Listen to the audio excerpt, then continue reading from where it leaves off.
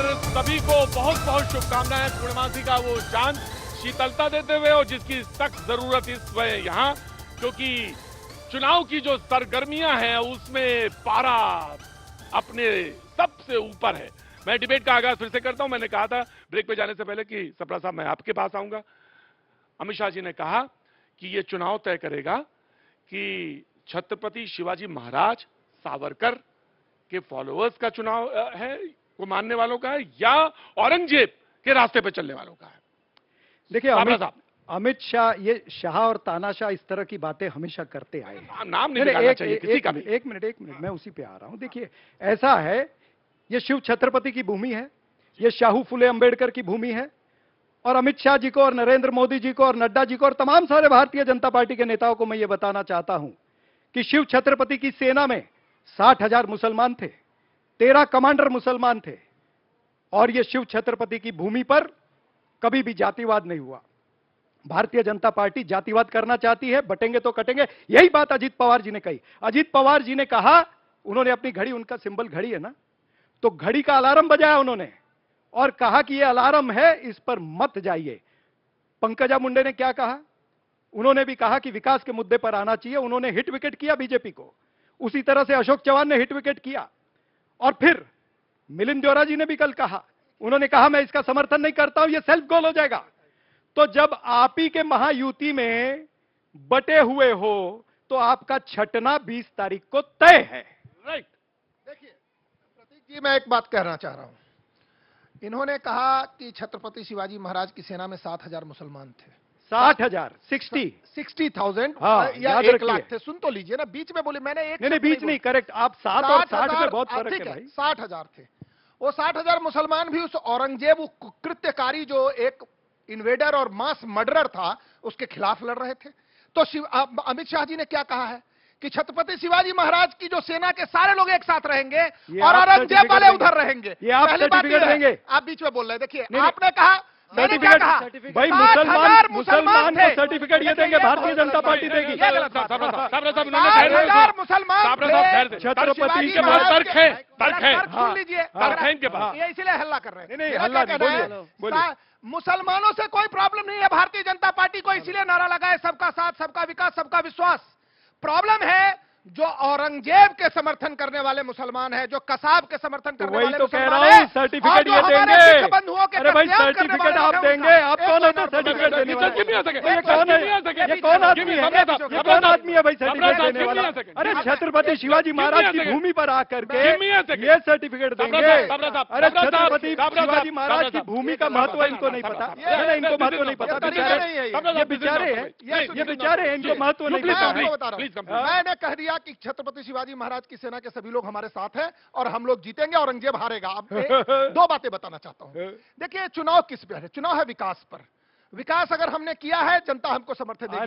विकास का भी नहीं बोले अभी तक। आपको मैं एक शब्द नहीं बोलने दूंगा अगर इस तरीके से बदतमीजी करेंगे। कटेंगे एक शब्द नहीं बोल सकते आप भी नहीं बोल सकते एक भी शब्द। अरे आप भी नहीं बोल सकते एक शब्द। कमाल की बात करते हैं। यही पूछा कि ये सर्टिफिकेट देने वाला कौन है? फिर मुझे ऑडियो बंद करवाना पड़ेगा, ऑडियो बंद करवाना पड़ेगा। दूसरी बात विकास, दूसरी बात मैं आता हूं सुरक्षा। हम जहां खड़े हैं इसी बगल में 26/11 हुआ था, यहीं पर झावेरी बाजार का ब्लास्ट हुआ। बताइए 14 मई 2014 के बाद इस देश में, इस मुंबई की धरती पर एक भी इस्लामिक आतंकवादी आकर के किसी भी व्यक्ति को, किसी भी भारतीय को क्षति पहुंचा पाया? देश की पार्लियामेंट पर हमला हुआ। तीसरा विषय, देश की पार्लियामेंट पे हमला हुआ। देखिए अटल बिहारी वाजपेयी के समय, अटल बिहारी वाजपेयी के समय मुंबई में 14 के बाद बोला उन्होंने, 14 के बाद 14 की बात करिए। 14 की बात पर 14 के पहले देश नहीं था। 14 के पहले देश नहीं था। 14 के पहले देश कंगना रनौत का चेला है। कंगना रनौत का चेला है। नहीं ये कहां से कंगना रनौत कहां से आ गई? इसके लिए तो 2014 से ही ये देश आजाद हुआ। डिबेट नाउ प्लीज, डिबेट वही डिबेट। 2014 के पहले तो हम भूखे नंगे घूम रहे थे ना, देश था ही कहां पे 2014 के पहले? सुनिए अभी भाई, अब हम आते हैं महाराष्ट्र के ऊपर। महाराष्ट्र के ऊपर ही बात होगी, चुनाव महाराष्ट्र का है। सुनिए, इसी विधानसभा ने देखा है 2.5 साल पहले महाराष्ट्र में क्या हुआ है। उसके बाद पहली इलेक्शन महाराष्ट्र में हुई, अदरवाइज महाराष्ट्र में कोई इलेक्शन नहीं ली गई। सुनिए क्या हुआ महाराष्ट्र में, 43 की सीटों से ये 15 पे आ गए। आज मुझे बताइए, शिवसेना 2 गुटों में विभाजित होगी। आज 5 एमपी थे हमारे 10 हो गए। आज राष्ट्रवादी के 4 थे, उनके 8 हो गए। कांग्रेस 1 पे था, कांग्रेस के 13 हो गए। भारतीय जनता पक्ष जो 23 पे था, आज 9 पे आके बैठा है। शिंदे गुट के पास 13 एमपी थे, आज वो 6 पे आके बैठे हैं। महाराष्ट्र, और इनका तो शायद एक ही था। कहना क्या चाहते हैं सर आप? कहना एक चाहता हूं, महाराष्ट्र की जनता ने पहले ही बता दिया है। प्रतीक भाई, सुनिए मेरी बात, सुनिए। महाराष्ट्र की जनता ने अपना मत बता दिया है किस तरफ है। अब जो बची कुची कसर हमने रखी हुई है ना, वो इस विधानसभा में हम पूरी कसर निकाल लेंगे। राइट सर, अगर चुनाव ही सब कुछ तय कर रहे हैं तो 3 बार से तो लगातार यही है। प्रतीक भाई, no sir, I will give you chance. Right sir, please respond. देखिए, बात बहुत साफ है। महाराष्ट्र के विकास के लिए जो काम एकनाथ शिंदे सरकार ने इस 2.5 साल में किया है, उन सारी चीजों को उन्होंने सबसे पहले प्राथमिकता दी है, जिनकी मांग सालों से थी। उसमें एक बहुत बड़ा मुद्दा यह था कि मुंबई में आने वाले लोगों को टोल पे किसी को 30 रुपए देना पड़ते थे, किसी को 40 रुपए देना पड़ते थे।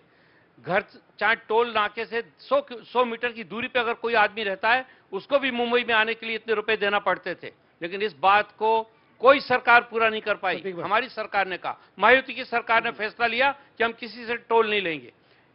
महाराष्ट्र में ही शिक्षा के अंदर एक शिक्षक को 18,000 से 23,000 रुपए तक का मिलता था, लेकिन वही मदरसों के हमारे जो शिक्षक थे वो 8,000 रुपए में, 6,000 रुपए में पढ़ा रहे थे। सालों से उसकी मांग लंबित थी। हमारी सरकार ने फैसला लिया कि सारे मदरसों के शिक्षकों को भी हम वही पैसा देंगे जो दूसरे अच्छा, उन्होंने बात कही। हम विकास की बात कर रहे हैं। राइट, मैं एक और बात कहना रहा चाहता हूं था। प्रतीक जी, बस 1 मिनट, सिर्फ 1 मिनट, एक लाइन। महाराष्ट्र में लगातार विपक्ष के लोग इस प्रकार का आरोप लगा रहे हैं कि यहां से इंडस्ट्रीज बाहर जा रही हैं। अरे भैया, आंकड़े तो देख लो, आंकड़े देखिए, आंकड़े देखिए। आज भी 2022 के मुकाबले 2023, 2024 में जिस प्रकार से बिजली का कंजम्पशन बढ़ा है, जिस प्रकार से जीएसटी का रेवेन्यू बढ़ा है, वो स्पष्ट करता है कि आपके आरोप झूठे हैं। इन पे इल्जाम लगाते हैं। इन्होंने आप इन पे इल्जाम लगाते हैं। इन्होंने कहा कि मदरसा के नहीं, तो वही मैं बोला। उनको भी उन्होंने बराबर कर दिया। अरे सुन लीजिए, टाइम तकलीफ है। अरे इससे तकलीफ है भाई कि एक शिक्षक को दूसरे आप अभी शिक्षक बोल से रहे थे, मैं बोला नहीं बीच में। राइट, सुन लीजिए, right, point very right. Simple है। मैंने ये कहना चाहिए, एकनाथ शिंदे ग्रुप का जो है वो तारीफ कर रहे हैं। ये इनका बड़प्पन है या मजबूरी पता नहीं कि इन लोगों की बात कर रहे हैं। सुन लीजिए, अरे सुन लीजिए ना, टू दी पॉइंट बोल रहा हूँ। अरे ये इनके बाजू में बैठ के, अरे सुन लीजिए, बाजू में बैठकर उन्हें उल्टियां आती, जिनको इनके बाजू में बैठकर जो इनको नालायक कहते हैं, उनकी तारीफ करती, या बड़प्पन है या मजबूरी पता नहीं। दूसरी बात, आप हिंदू मुसलमान करते रहते हैं, क्या वो इंसान नहीं है? क्या वो देशवासी नहीं है? बराबर प्ले स्केल दिया। नहीं, तो फिर क्यों हिंदू मुसलमान कर रहे हैं? जब तुम्हें जरूरत पड़े, उनको जो खराब लगा उन्होंने कह दिया। प्रदीप भाई, उनको आप बीच में नहीं बोल रहा था, तो कह दिया। बीच में नहीं बोल रहा था, आप सुन लीजिए।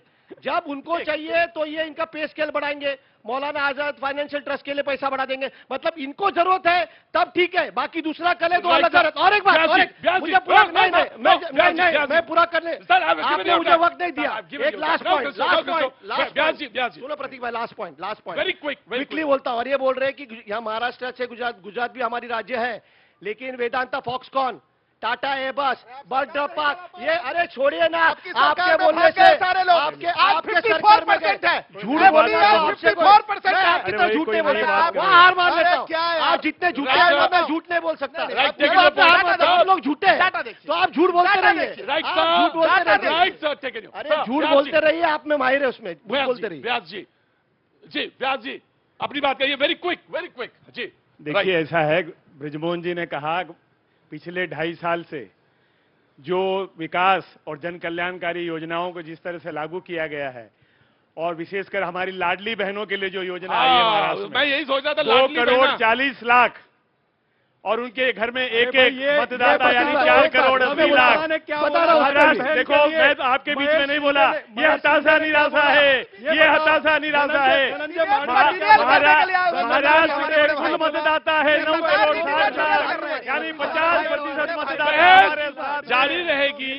चुनाव अभी होने हैं। इनकी अमित जी जमीन उधर खसक गई आने है। वाले हैं। जी अमित जी, जी